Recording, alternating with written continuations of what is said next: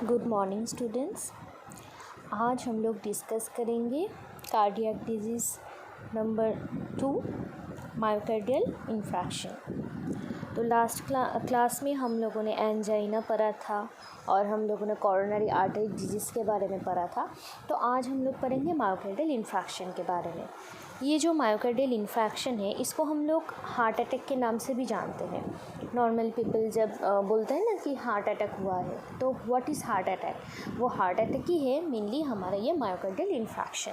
तो mainly myocardial infarction क्या है? ये एक डिजीज़ है जहाँ पे जो तुम्हारा हार्ट का जो मसल है वो परमानेंटली डिस्ट्रॉय हो जाता है। ठीक है, कोई भी पर्टिकुलर एक रीजन में वो ख़राब हो जाता है। क्यों ख़राब हो जाता है? क्योंकि वहाँ पे एप्रोप्रिएट ऑक्सीजन नहीं पहुँच पाता है।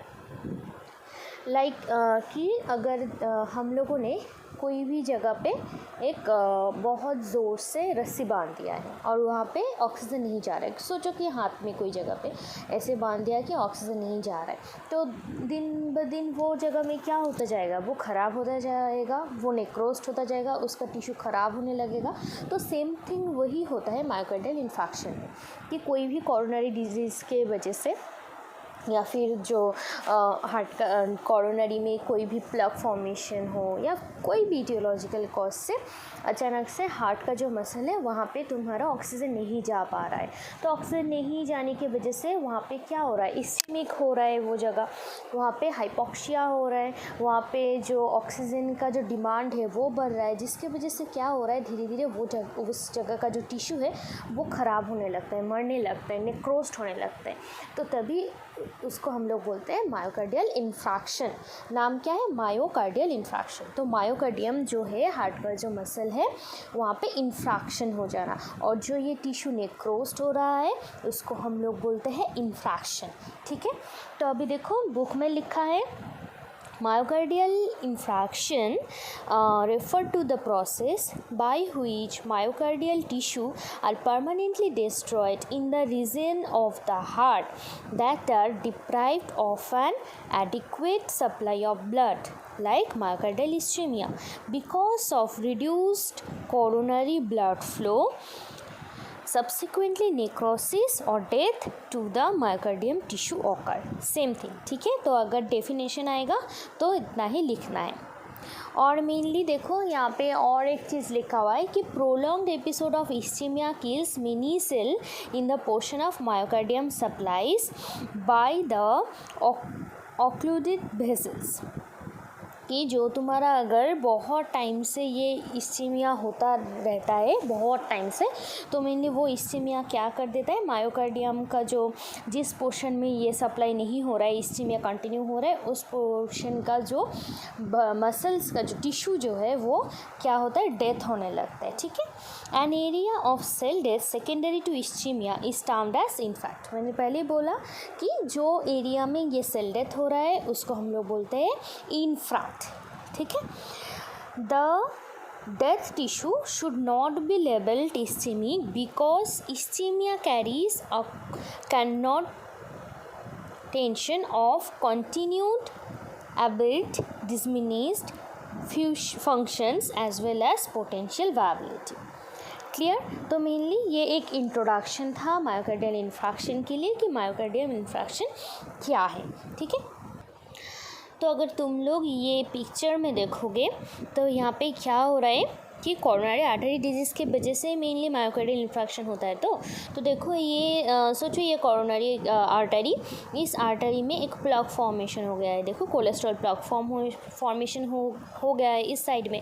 तो इस साइड में अगर प्लग फॉर्मेशन हो गया तो देखो इसका जो ब्रांचेस है वो जिस पोर्शन में जाता है, जिस पोर्शन में ब्लड सप्लाई देता है, उस जगह पे ब्लड नहीं जा पा रहा है। ब्लड नहीं जाने की वजह से क्या होता है? वहाँ पे थ्रू ब्लड ऑक्सीजन भी नहीं जा पा रहा है। ऑक्सीजन नहीं जाने की वजह से इस जगह पे एक टिश्यू हाइपोक्सिया हो गया है, जो इंक्रीज ऑक्सीजन डिमांड हो गया है, जिसके वजह से इस जो जगह जो है, इस जगह का जो सेल है वो धीरे धीरे नेक्रोस्ट होने लगा है, मतलब ख़राब होने लगा है। और देखो यहाँ पे लिखा है ड्राइंग मसल्स, मतलब मसल्स ड्राई हो रहा है। नॉर्मली अगर हम लोग पौधे में पानी नहीं देंगे वो पौधा ख़राब हो जाता है, राइट। तो सेम थिंग, तो हार्ट में भी ब्लड नहीं जा पा रहा है, जिसके वजह से हार्ट का जो ये टिश्यूज़ है, जो मसल्स है, ये भी धीरे धीरे ख़राब होने लग रहा है। तो यही है मायोकार्डियल इन्फ्राक्शन, ठीक है। अभी हम लोग पढ़ेंगे clinical classification of the different type of myocardial infarction का, कि कितना सारे क्लिनिकल क्लासिफिकेशन है। क्लिनिकल क्लासिफिकेशन को हम लोग टाइप 1 to टाइप 5 तक हम लोग डिवाइड करते हैं, ठीक है। टाइप 1 में क्या है? टाइप 1 है कि एक नॉर्मली प्राइमरी कोरोनरी डिजीज़ के वजह से अगर वहाँ पे इन्फ्राक्शन हुआ तो वो हम लोग बोलते हैं टाइप 1 के अंदर में जाता है। जैसे प्राइमरी कोरोनरी डिजीज़ क्या है? क्योंकि वही प्लग आया है, मतलब सिर्फ कोरोनरी डिजीज़ के वजह से ही हुआ है। जैसे plug formation, blood clot, emboli formation, या फिर कोई भी रप्चर्स के वजह से, कोरोनरी आर्टरी रप्चर के वजह से अगर कुछ हुआ तो वो टाइप 1 के अंडर में आएगा, ठीक है। अगर टाइप 2 के अंदर में कौन आएगा? अगर वो सेकेंडरी टू इस्चीमिया होता है, ठीक है। मतलब सेकेंडरी टू इस्चीमिया की कोई भी अगर जो ब्लड डिमांड है और जो ब्लड सप्लाई है उसके बीच में कोई भी तुम्हारा एक डिसबैलेंस हो गया, इम्बैलेंस हो गया, जैसे कि कोई भी डिजीज़ लाइक कोरोनरी स्पाज्म के वजह से डिसबैलेंस हो सकता है, तो वो आता है हमारा टाइप 2 के अंदर में। और टाइप 3 के अंदर में कौन हो जाएगा? अगर कोई इंसान का सडनली डेथ हो जाता है, हार्ट अटैक के वजह से, कार्डियक डिजीज़ के वजह से सडनली डेथ हो जाता है, और उसके साथ साथ उसका जो तुम्हारा मेनली अगर हम लोग ECG करके देखें, अब इको करके देखते हैं तो देखते हैं कि सडनली क्या होता है, एक न्यू ST एलिवेशन हो जाता है उसका, ठीक है। और हो सकता है कि उसका जो तुम्हारा मेनली को जो ब्रांचेस है, लेफ्ट बंडल जो ब्रांचेस है वो ब्लॉक हो गया है, तो वो तुम्हें एंजियोग्राफी करके सडनली तुम्हें पता चलता है। तो जब ये सडनली होता है उसको हम लोग डालते हैं टाइप 3 के अंदर में, ठीक है। ये मेनली किसकी वजह से हो सकता है? कि कोई भी थ्रोम्बस, कोरोनरी थ्रोम्बस फॉर्मेशन की वजह से ये हो सकता है, ठीक है। ये मेनली आफ्टर डेथ तुम्हारा जब इसका या फिर जिस टाइम में वो हुआ है, वो इंसिडेंस हुआ है, तब अगर इसका इको किया जाए या फिर एंजियोग्राफी किया जाए तब हमें उसका कॉजेस मिलता है। तो ये सडनली होता है, बहुत सडन होता है जब, तो वो आता है टाइप 3 के अंदर में। और टाइप 4 के अंदर में क्या आता है? मेनली जो तुम्हारा ये जो मायोकार्डियल इन्फ्राक्शन है, इसके साथ साथ अगर कोई प्राइमरी परक्यूटेनियस कोरोनरी इंटरवेंशन आता है तब वो आता है टाइप 4 के अंदर में। और टाइप 5 के अंदर में अगर मायोकार्डियल इन्फेक्शन के साथ साथ अगर किसी का CABG हुआ है तो वो आता है टाइप 5 के अंदर में, ठीक है। तो मेनली ये सब है क्लिनिकल टाइप्स ऑफ MI का। नेक्स्ट हम लोग पढ़ेंगे जोन ऑफ MI, ठीक है, और डिग्री ऑफ डैमेज भी बोल सकते हो। तो मेनली इस पिक्चर में देखो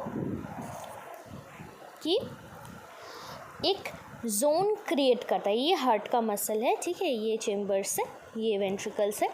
तो यहाँ पे देखो कि जो राइट साइड में है यहाँ पे तुम्हारा मेनली MI हुआ है, ठीक है, यहाँ पे टिश्यू नेक्रोस्ट हुआ है। तो इस नेक्रोस्ट का एक जोन क्रिएट होता है, ठीक है। ये zone mainly 3 types of zone होता है। जोन ऑफ इन्फ्रैक्शन, सबसे अंदर ये जो डार्क कलर का है ये है जोन ऑफ इन्फ्रैक्शन। उसके बाद देखो एक लाइन करके दिया है, थोड़ा सा लाइट फ्रॉम दिस साइड, ये है हमारा जोन ऑफ इंजरी साइड, और उससे भी थोड़ा सा लाइट है एरिया, वो है हमारा जोन ऑफ इस्चीमिया साइड, ठीक है। जब कोई भी जगह पे तुम्हारा ये टिश्यू डेथ होता है उस जगह पे धीरे धीरे वो डेथ होता है, राइट। ऑल टाइम एकदम फुल जगह पे लेके नहीं होगा कि इस जगह पे सबसे पहले जो एकदम अंदर का जो डार्क जगह है जोन ऑफ इन्फ्रैक्शन का, इस जगह का जो टिश्यू है वो मेनली डेथ हो चुका है, ठीक है। जो हार्ट मसल है वो फुल्ली डेथ हो चुका है due to the lack of the oxygen supply, ठीक है, जिसकी वजह से ये फुल जगह जो है टिश्यू से एकदम डेथ हो चुका है। और इसका जो डैमेज है ये वो रिवर्सेबल नहीं है, वो एकदम ही हम लोग ठीक नहीं कर सकते इस जगह का, ठीक है। उसके उसके बाद जो ये जोन ऑफ इंजरी है इस साइड, ये जो मेनली इस जगह से थोड़ा सा बेटर कंडीशन में रहता है ये जगह पे, और इसमें मेनली थोड़ा थोड़ा तुम्हारा ऑक्सीजन सप्लाई होता है। और यहाँ पे मेनली तुम्हारा क्या है, इस एरिया का जो टिश्यूज़ है जो सब नेक्रोस नहीं हो चुका है, ठीक है, वो सिर्फ इंजरी के वजह से इन्फ्लैम्ड हो चुका है, ठीक है, पर यहाँ पे नेक्रोसिस अभी तक स्टार्ट नहीं हुआ है। और यहाँ पे मेनली ये हम लोग देख सकते हैं ये एरिया में कि यहाँ पे अगर ठीक ठाक करके हम लोग ऑक्सीजन, अगर हम लोग एडिक्वेट हम लोग ऑक्सीजन सप्लाई करेंगे तो ये जगह हम लोग अच्छे से विजिबल कर पाएंगे। तो ये है मेनली जोन ऑफ इंजरी का। और उसके बाद एकदम फर्स्ट में जो ये जोन है, ये जो एरिया है, इस एरिया को बोलते हैं हम लोग जोन ऑफ इस्चीमिया। मेनली इसमें मेनली क्या होता है, ये एरिया एकदम जो इंजरी का जो एरिया है उसके बाहर का जो एरिया होता है वो होता है जोन ऑफ इस्चीमिया, ठीक है।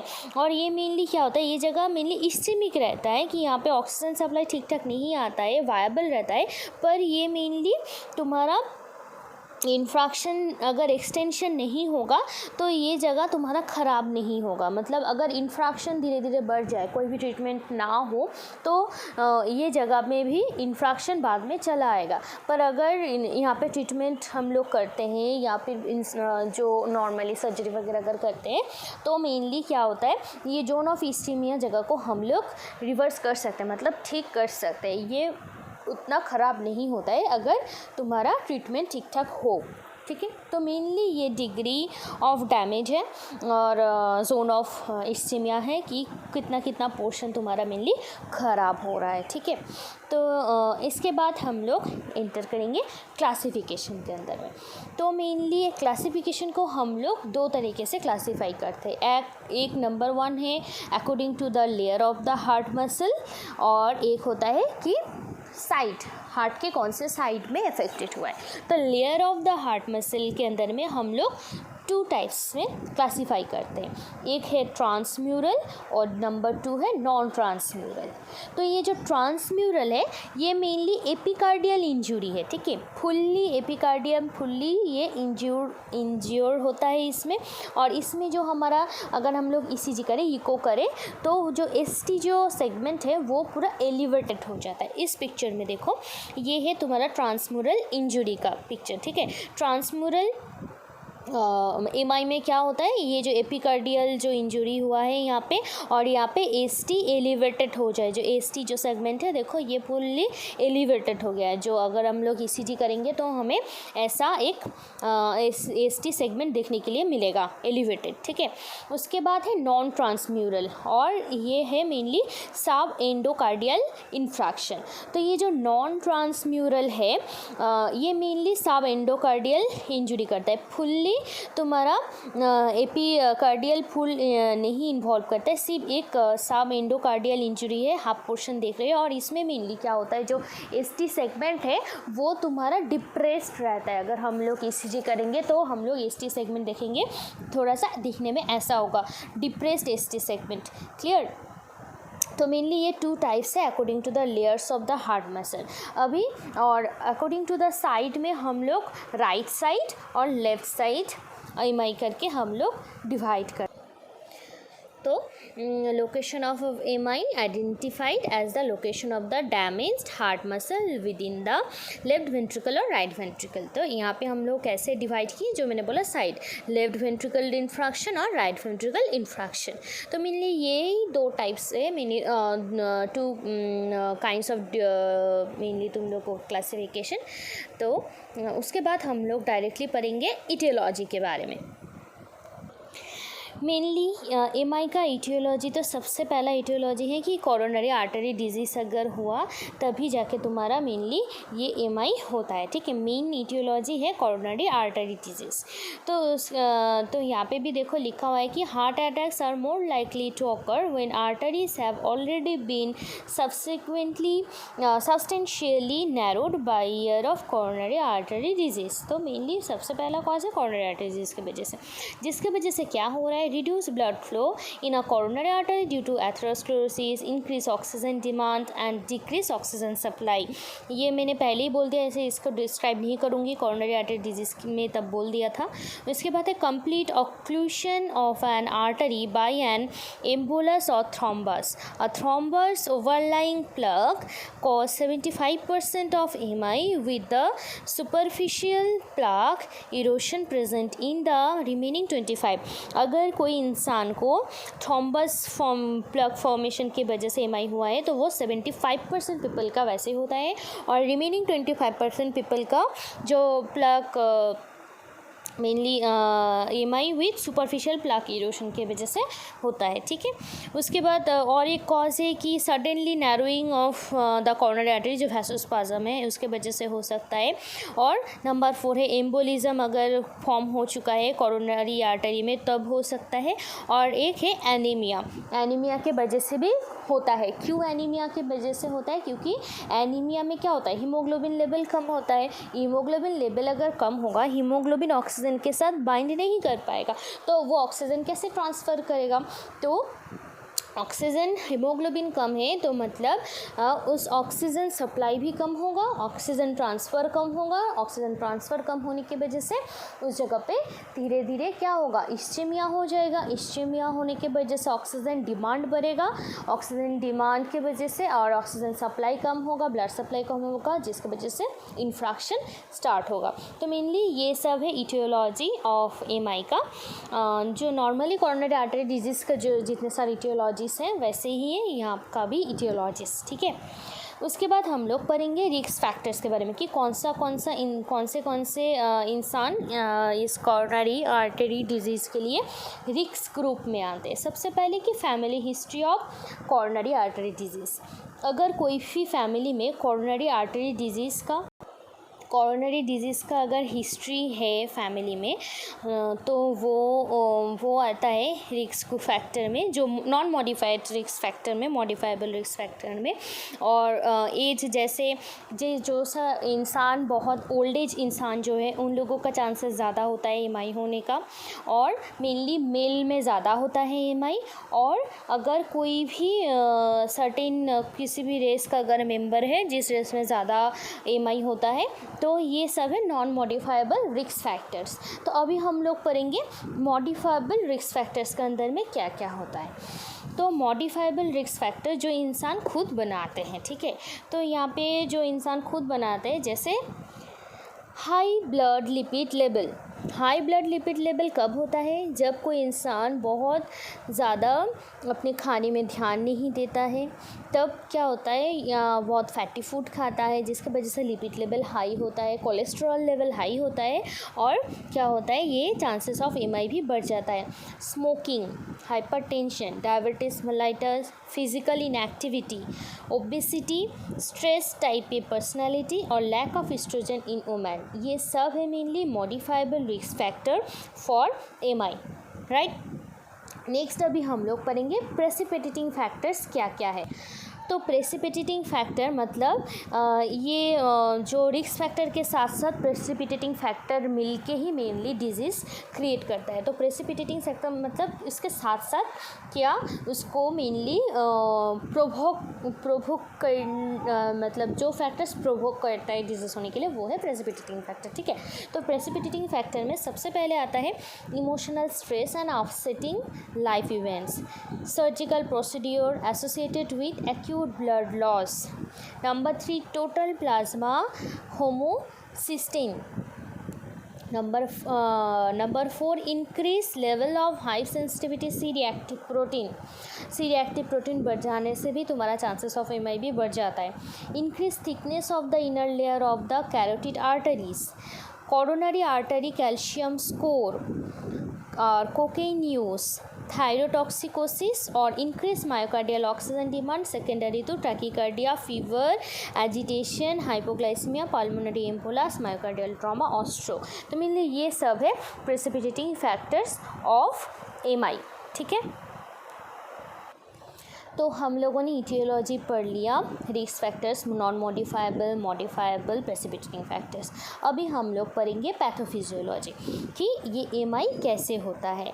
तो मेनली सबसे पहले स्टार्ट करेंगे कॉजेस, मतलब aetiology. Due to aetiological cause like coronary atherosclerosis, heart disease, coronary thrombosis और embolism, decrease blood flow, which shock and और हेमरेज, मतलब ये सब ईटियोलॉजिकल कॉजेस है।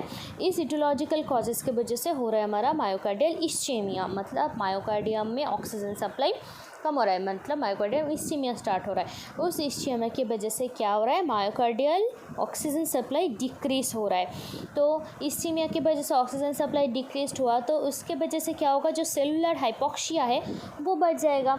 सेलुलर हाइपोक्सिया बढ़ने की वजह से जो सेल मेम्ब्रेन इंटीग्रिटी है वो ऑल्टर्ड हो जाएगा, डिसबैलेंस हो जाएगा। तो सेल मेम्ब्रेन इंटीग्रिटी ऑल्टर्ड की वजह से डिक्रीज मायोकार्डियल कॉन्ट्रैक्टिलिटी, जो मायोकार्डियल का कॉन्ट्रैक्टिलिटी जो फंक्शन है वो कम हो रहा है, डिक्रीज हो रहा है। वो कॉन्ट्रैक्टिलिटी जब डिक्रीज हो रहा है उसके वजह से जो कार्डियक आउटपुट है वो भी डिक्रीज हो रहा है। कार्डियक आउटपुट डिक्रीज होने की वजह से जो आर्टेरियल प्रेशर है वो भी डिक्रीज हो रहा है। नॉर्मल थिंग सोचो, हार्ट का फंक्शन सोचो, तो कार्डियक आउटपुट डिक्रीज जब हुआ उसके वजह से आर्टरी जो प्रेशर है आर्टरी का वो भी ऑब्वियसली डिक्रीज होगा। तो वो डिक्रीज होने के वजह से क्या होता है, जो बैरो रिसेप्टर्स है उसके ऊपर स्टिमुलेशन बढ़ जाता है। ठीक है, बैरो रिसेप्टर का स्टिमुलेशन होता है बैरो रिसेप्टर में, जिसके वजह से स्टिमुलेशन ऑफ सिंपैथेटिक रिसेप्टर्स में होता है, जो दो चीज़ करता है। एक करता है इंक्रीज द पेरिफेरल वैसोकॉन्स्ट्रिक्शन और एक करता है इंक्रीज मायोकार्डियल कॉन्ट्रैक्टिलिटी। तो increase peripheral vasoconstriction leads to increase after load, और आफ्टर लोड इंक्रीज होने की वजह से क्या होता है, मायोकार्डियल जो ऑक्सीजन डिमांड है वो बढ़ जाता है। और जो तुम्हारा ये मायोकार्डियल कॉन्ट्रैक्टिलिटी बढ़ रहा है जिसके वजह से क्या हो रहा है, हार्ट रेट बढ़ रहा है। सोचो, कॉन्ट्रैक्टिलिटी बढ़ रहा है मतलब हार्ट रेट बढ़ रहा है। हार्ट रेट बढ़ जाने से तुम्हारा डायस्टोलिक फीलिंग तुम्हारा बढ़ रहा है। डायस्टोलिक फीलिंग बढ़ने की वजह से क्या हो रहा है, मायोकार्डियल टिश्यू परफ्यूजन कम हो रहा है। टिश्यू परफ्यूजन कम होने की वजह से तुम्हारा जो मायोकार्डियल का जो ऑक्सीजन डिमांड जो है वो तुम्हारा क्या हो रहा है, बढ़ रहा है। ऑक्सीजन डिमांड जब बढ़ रहा है उसमें क्या क्रिएट होता है, इस्चेमिया, और इस्चेमिया की वजह से क्या हो रहा है, मायोकार्डियल इन्फ्रैक्शन। क्लियर? तो ये जो पैथोफिजियोलॉजी है थोड़ा सा हार्ड है, तुम लोग बहुत अच्छे से इसको पढ़ना, समझ के पढ़ना, मैंने जो बोला मिला के पढ़ना तो ये याद आ जाएगा। और एमआई का पैथोफिजियोलॉजी बहुत वेरी वेरी इंपॉर्टेंट है फॉर योर एग्ज़ाम। ठीक है, एग्ज़ाम में आता ही है, बहुत बार आता है ये एमआई।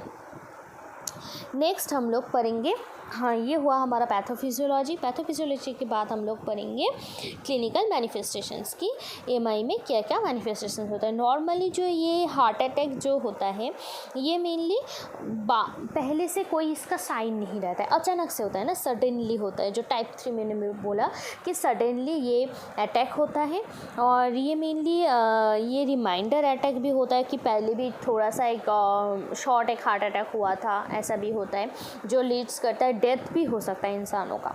इसमें मेनली एंजाइना होता है, और मेनली इसमें तुम्हारा क्या होता है, प्रॉब्लम इन ब्रीदिंग होता है। तो ये नॉर्मली सिम्टम्स है, ठीक है, जिसको हम लोग इसका जो सिम्टम है पहले से नहीं देखा जाता है। जब हार्ट अटैक होता है उससे टाइम में सिर्फ हम लोग उसको देख पाते हैं। सबसे पहले तो होता है एंजाइना और चेस्ट पेन, राइट।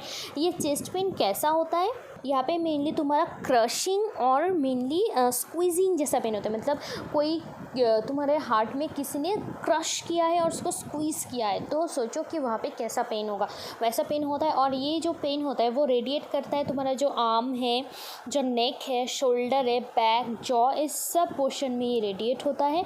और ये जो पेन है ये रेस्ट लेने से या फिर नाइट्रोग्लिसरीन देने से ये पेन ठीक नहीं होता है, और ये मेनली 30 मिनट से भी ज़्यादा टाइम तक ये पेन रहता है। ठीक है, ये मेनली पेन का कैरेक्टरिस्टिक्स है। उसके बाद मेनली जो पेशेंट्स है वो बहुत ज़्यादा एंशियस हो जाएगा, रेस्टलेस हो जाएगा। मेनली वो जो जो स्किन है वो धीरे धीरे क्या होगा, कूल कमी मॉइस्ट स्किन हो जाएगा, फेशियल पैलर फेशियल हो जाए, जो फेस है वो पैलर हो दिखेगा, डायफ्लोरोसिस होगा, हार्ट रेट और जो रेस्पिरेटरी रेट है वो धीरे धीरे बढ़ जाएगा, मतलब पल्स रेट जो है वो बढ़ जाएगा, नॉर्मल से बहुत ज़्यादा बढ़े, ट्रैकीकार्डिया होने लगेगा, और जो कार्डिया कॉन्ट्रैक्टिलिटी है, कार्डिया जो आउटपुट है वो धीरे धीरे कम होने लगेगा, शॉर्टनेस ऑफ ब्रीथ होगा, मतलब सांस लेने में तकलीफ होगा, चोकिंग जैसा एक सेंसेशन होगा, बहुत ज़्यादा स्वेटिंग होगा, नोज़िया वॉमिटिंग, एपिगैस्ट्रिक और एब्डोमिनल डिस्ट्रेस होगा, और डिसओरिएंटेशन होगा, जो पेशेंट है वो कंफ्यूज्ड हो जाएगा, फेंट भी होता है, जैसे सिनकोप अटैक भी आता है, ओलिगोरिया होता है, यूरिन आउटपुट जो है वो डिक्रीज हो जाता है, और जो जुगुलर वेन जो है वो डिस्टेंडेड हो जाता है। एक चीज़ याद रखना, जो एमआई का एक बहुत एक इम्पॉर्टेंट साइन है jugular vein distension. Jugular vein कहाँ पे रहता है, जो मेनली ये जो नेक है उस नेक पोर्शन में एक वेन होता है, ठीक है, वो वेन फुल्ली मेनली क्या होता है वो दिखने लगता है, डिस्टेंडेड हो जाता है वो वेन, ठीक है, वो जुगुलर वेन डिस्टेंशन होता है, फीवर आता है, और जो तुम्हारा टेम्परेचर जो है 100 to 102 डिग्री फ़ारेनहाइट तक रेज हो जाता है, हेपेटिक इन जो एनगर्जमेंट होता है, पेरिफेरल इडिमा होता है, वेसोकॉन्स्ट्रिक्शन होता है, और तुम्हारा मेनली जो पेरिफेरल ब्लड वेसल्स है वहाँ पे वेसोकॉन्स्ट्रिक्शंस होता है। तो ये सब मेनली क्लिनिकल मैनिफेस्टेशंस है हार्ट एमआई का, ठीक है। तो उसके बाद हम लोग आते हैं क्लिनिकल मैनिफेस्टेशंस में क्लिनिकल मैनिफेस्टेशन में सबसे ज़्यादा इम्पोर्टेंट मैं बोलूँ ये जुगुलर वेन डिस्टेंशन, ये सब देख के हम लोग क्या करते हैं, मेनली ऐसा सोचते कि may be they have some problem of related to heart.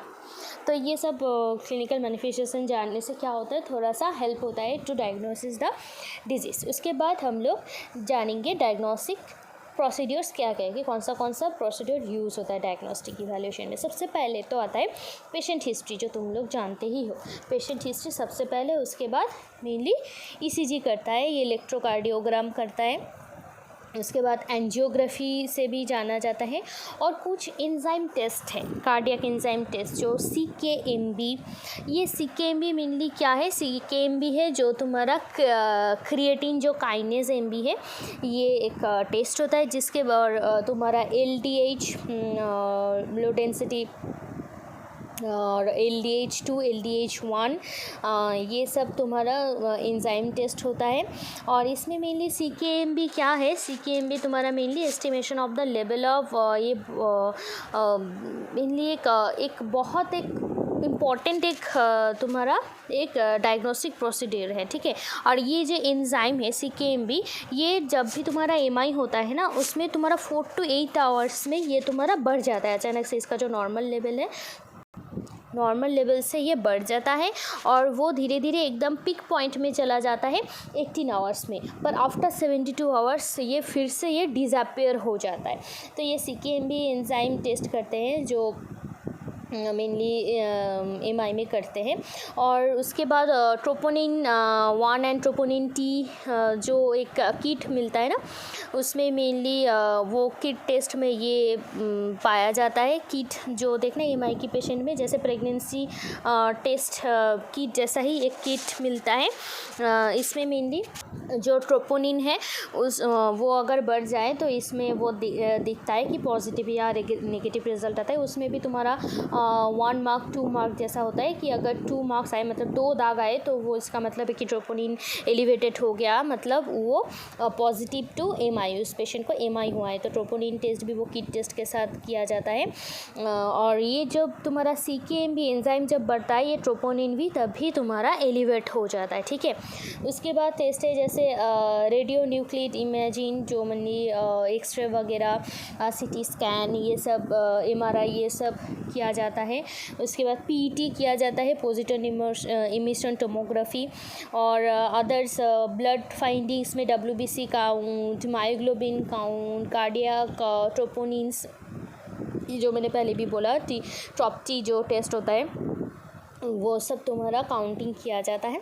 और मेनली मायोग्लोबिन कब, तो मेनली क्या होता है, मायोग्लोबिन कब बढ़ता है, ये एक नॉर्मल थिंग है कि जब हार्ट का जो फंक्शन है ना वो अगर बढ़ जाए, मतलब हार्ट में अगर किसी ने कोई प्रेशर दिया है कि बहुत ज़्यादा स्ट्रेस हुआ है, हार्ट में नहीं सॉरी, जो मसल है, मसल का जो स्ट्रेस है वो अगर बढ़ जाता है तो तब तुम्हारा ये मायोग्लोबिन लेवल भी बढ़ जाता है। ठीक है, तो कि सोचो कि हार्ट में तो बहुत प्रेशर पड़ रहा है, क्योंकि मसल में बहुत ज़्यादा प्रेशर पड़ रहा है क्योंकि टिश्यू नेक्रोस्ड हो रहा है, जिसके वजह से तुम्हारा ये जो मायोग्लोबिन जो है ये बढ़ जाता है। ठीक है, तो ये सब है डायग्नोस्टिक इवैल्यूएशंस ऑफ एमआई। उसके बाद हम लोग पढ़ेंगे धीरे धीरे मैनेजमेंट के बारे में। तो हम लोग सब जानते हैं कि there are 3 managements, medical managements, surgical managements and nursing managements. तो मेडिकल मैनेजमेंट में हमारा कुछ गोल है कि हम लोग कैसे मैनेज करेंगे। सबसे पहले तो जो मिनिमाइज द मायोकार्डियल डैमेज हम लोग करेंगे। नंबर 2 गोल है हमारा प्रिजर्व मायोकार्डियल फंक्शन, मतलब जो मायोकार्डियल का जो फंक्शन है उसको फिर से ठीक करेंगे और प्रिवेंट कॉम्प्लिकेशन की फर्दर वो कॉम्प्लिकेटेड ना हो जाए, उसके वजह से कॉम्प्लिकेशन को प्रिवेंट करेंगे। ठीक है, तो सबसे पहले हम लोग देते हैं ऑक्सीजन थेरेपी। ऑक्सीजन थेरेपी क्यों देते हैं, क्योंकि नॉर्मली ये इस्चेमिया क्यों होता है, due to the lack of the oxygen supply. इसके वजह से हम लोग क्या करते हैं, हम लोग जो 3 लीटर ऑक्सीजन जो है थ्रू नेजल कैनुला हम लोग सप्लाई करते हैं। ठीक है, कि जो इस्चेमिक जो हार्ट है वो तुम्हारा मेनली इम्प्रूव हो जाए, इस्चेमिया जो है वो ठीक हो जाए। उसके बाद हम लोग यूज़ करते हैं थ्रोम्बोलाइटिक थेरेपी जैसे यूरोकाइनेस, स्ट्रेप्टोकाइनेस जैसे मेडिसिन जो है, जो मेनली जो थ्रोम्बस फॉर्मेशन हुआ है, जो क्लॉट फॉर्मेशन हुआ है, उसको डिसॉल्व के लिए हम लोग ये सब मेडिसिन यूज़ करते हैं। तुम लोग देखना जब भी कार्डियो वार्ड में ड्यूटी करोगे, ये स्ट्रेप्टोकाइनेस, यूरोकाइनेस, ये सब मेडिसिन बहुत ज़्यादा दिखेगा। ठीक है, और ये मेनली हम लोग थ्रू आईवी और इंट्राकोरोनरी हम लोग क्या करते हैं, इसको एडमिनिस्टर करते हैं। उसके बाद है एनाल्जेसिक क्यों यूज़ करते हैं, नॉर्मली जो पेन होता है, एंजाइना होता है, बहुत ज़्यादा पेन होता है, उस पेन को कम करने के लिए और जो कार्डियक हेमोडायनामिक है उसको कम करने के लिए हम लोग क्या करते हैं, ये एनाल्जेसिक थेरेपी यूज़ करते हैं। जैसे मॉर्फिन यूज़ करते हैं mainly to relieving the pain. ठीक है, वैसोडायलेटिंग थेरेपी यूज़ होता है। वैसोडायलेटर्स में तुम लोगों ने पढ़ाई होगा फार्माकोलॉजी में कौन सा मेडिसिन आता है, जैसे नाइट्रोग्लिसरीन जो कि सबलिंगुअल दिया जाता है, आईवी भी दिया जाता है, डिपेंड्स करता है पेशेंट की कंडीशन के ऊपर। ठीक है, और मेनली ये क्यों दिया जाता है, जो वेसोस्पाज्म हुआ है और जो उसको थोड़ा सा डायलेट करने के लिए, डायलेट हो जाएगा तो क्या होगा, वहाँ से तुम्हारा ब्लड चला जाएगा, ब्लड अपना पोजिशन में जाएगा तो वहाँ पे ऑक्सीजन सप्लाई ठीक होगा, ऑक्सीजन डिमांड भी ठीक हो जाएगा, जिसके वजह से तुम्हारा इन्फ्रैक्शन और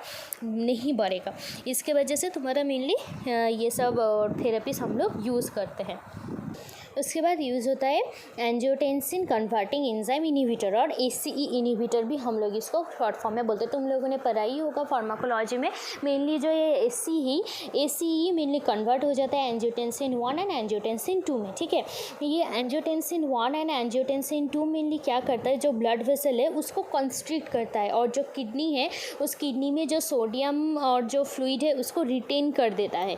तो मेनली ये जो ACE इनहिबिटर है इसका फंक्शन होता है कि ये जो कन्वर्शन हो रहा है ACE कन्वर्ट जो एंजियोटेंसिन है, ये जो कन्वर्ट हो रहा है एंजियोटेंसिन 1 से एंजियोटेंसिन 2, ये कन्वर्शन नहीं होने देता है, मतलब एंजियोटेंसिन 1 ही रहता है।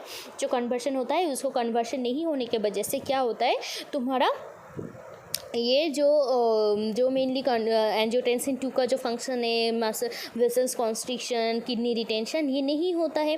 तो जो वेसल्स है वो डायलेटेड रहता है, किडनी फंक्शन भी नॉर्मल रहता है।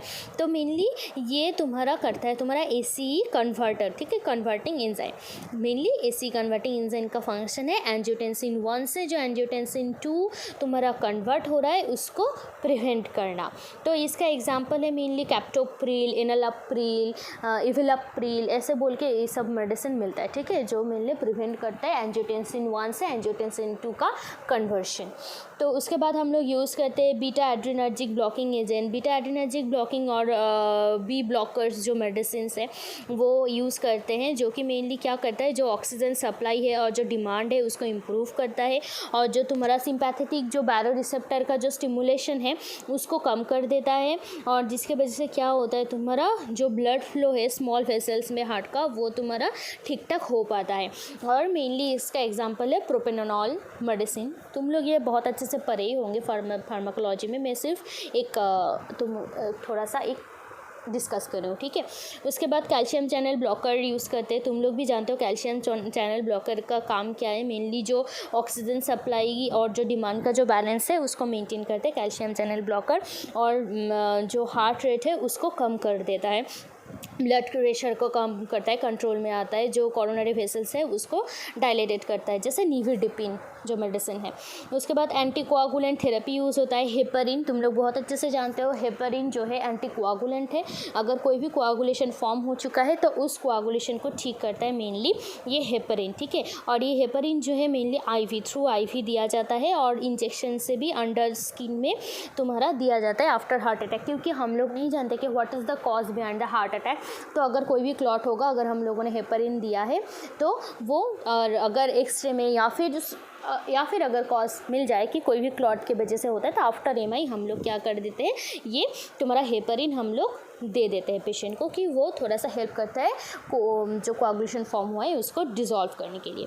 उसके बाद हम लोग लास्ट में हम लोग एडवाइस करते हैं लाइफस्टाइल चेंज के लिए और जो मॉडिफिकेशन ऑफ द लाइफस्टाइल के लिए, ठीक है। मेडिसिन के साथ साथ जो भी तुम्हारा जैसे जो पेशेंट हार्ट अटैक से ठीक होके आए उसको हम लोग क्या बोलते हैं कि डू नॉट स्मोक। उसके बाद कंट्रोल योर फूड, जैसे थोड़ा सा mild exercise for reducing the high cholesterol level, थोड़ा सा फिज़िकली एक्टिव होने के लिए बोलते हैं, हेल्दी फूड खाने के लिए बोलते हैं, वेट मेंटेन करने के लिए बोलते हैं, स्ट्रेस मैनेज के लिए बोलते हैं, डाइवर्शनल थेरेपी सिखाते हैं। तो ये सब है मेनली लाइफस्टाइल चेंजेस का, ठीक है। नेक्स्ट हम लोग जाते हैं, तो ये नॉर्मली था तुम लोगों का मेडिकल मैनेजमेंट। जो अभी हम लोग जाएंगे सर्जिकल मैनेजमेंट में, ठीक है। सर्जिकल मैनेजमेंट में मेनली सर्जरी होता है CABG, coronary artery bypass surgery, और तुम्हारा परक्यूटेनियस ट्रांसल्यूमिनल कोरोनरी एंजियोप्लास्टी होता है, कोरोनरी स्टेंट यूज़ किया जाता है, एथेरेक्टोमी होता है, और ट्रांसमायोकार्डियल लेज़र रिवास्कुलराइजेशन, ये सब मेनली सर्जरी प्रोसीड्यूर होता है फॉर एमआई। उसके बाद मेनली एमआई का कुछ कॉम्प्लिकेशंस है। कॉम्प्लिकेशंस क्या क्या है मेनली, जैसे तुम्हारा डिसरेथमियास, हार्ट फेलियर, तुम्हारा post infarction angina, thrombophlebitis, pericarditis, pulmonary oedema, cardiogenic shock, ventricular rupture, mitral valve insufficiency, aneurysm, और तुम्हारा ड्रेजल सिंड्रोम। ये ड्रेजल सिंड्रोम क्या है, ये combination of pericarditis, pericardial effusion and pleural effusion, जो कि तुम्हारा सेवरल वीक और मंथ तक अगर एमआई चला तब जाके ये ड्रेसल सिंड्रोम होता है, ठीक है। ये जो ड्रेसल सिंड्रोम है ये एकदम बहुत ही एक तुम्हारा ख़राब मतलब कॉम्प्लिकेशन मतलब ही ख़राब है, पर ये बहुत ज़्यादा एक बहुत मतलब ये क्या कर सकता है, डेथ भी कर सकता है, ठीक है। ऐसा कुछ कॉम्प्लिकेशंस होता है एमआई का। तो नेक्स्ट हम लोग जानेंगे, ये सब था मेडिकल मैनेजमेंट, सर्जिकल मैनेजमेंट और एमआई का जो कॉम्प्लिकेशंस है उसके बारे में। नेक्स्ट हम लोग पढ़ेंगे नर्सिंग असेसमेंट। तो नर्सिंग असेसमेंट तुम लोग ही जानते हो, मैं डिटेल्स में नहीं जानती हूँ। नर्सिंग असेसमेंट जो पार्ट है ये तुम लोग खुद से पढ़ लेना कि सब्जेक्टिव डेटा क्या क्या लेना है, ऑब्जेक्टिव डेटा क्या क्या लेना है। नॉर्मली जो फिजिकल असेसमेंट का जो फॉर्मेट है वो यूज़ होता है, ठीक है। तो ये तुम लोग खुद से देख लेना। और ये जो जनरल असेसमेंट का पार्ट है नर्सिंग डायग्नोसिस, उसका मैनेजमेंट, मैं वो पिक्चर्स तुम लोगों को दे दूँगी। तुम लोग अच्छे से पिक्चर में देख के वो पढ़ लेना, ठीक है, कि कौन सा डायग्नोसिस होता है। जैसे तुम्हारा pain, acute pain, ineffective cardiopulmonary and peripheral tissue perfusion, decrease cardiac output, ineffective gaseous exchange, activity intolerance, anxiety, altered health maintenance, knowledge deficit.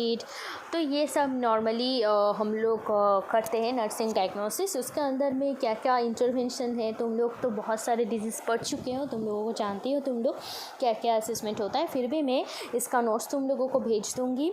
एक एक एमआई पेशेंट का यहाँ पे एक नर्सिंग केयर प्लान है, वो प्लान भी मैं तुम लोगों को भेज दूँगी, ठीक है।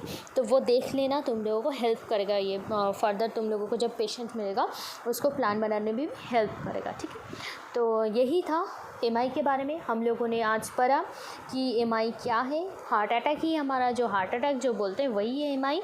इसका टाइप कैसा है, इसका क्लिनिकल टाइप क्या है, इसका जोन क्या क्या है, उसके बाद उसका जो नॉर्मली क्लासिफिकेशन क्या है, उसके बाद उसका risk factor, non modifiable risk factor, modifiable risk factor, precipitating factor, pathophysiology, उसके बाद उसका जो साइन एंड सिम्टम है, साइन एंड सिम्टम के बाद हम लोगों ने पढ़ा कि उसका डायग्नोस्टिक प्रोसीड्यूर क्या क्या है, कैसे हम लोग जान सकते हैं कि एमआई क्या क्या है और एमआई कैसे हो सकता है, उसके बारे में पढ़ा।